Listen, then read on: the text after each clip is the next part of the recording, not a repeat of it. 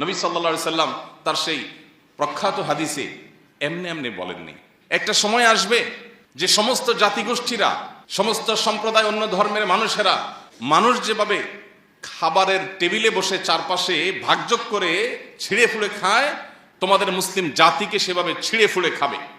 কখনো তোমাদেরকে জঙ্গি তকমা দিবে, কখনো তোমাদেরকে মৌলবাদী তকমা দিবে, কখনো তোমাদেরকে বিভিন্ন দেশবিরোধী তকমা দিবে।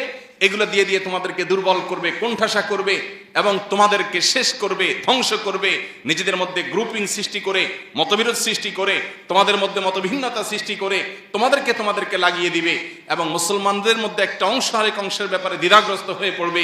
এরকম যে জটিল অবস্থায় তৈরি হবে, অন্য সম্প্রদায়ের মানুষরা তোমাদেরকে ভোগের বস্তুতে পরিণত করবে, তোমাদেরকে ভেঙে চুরে খাবে।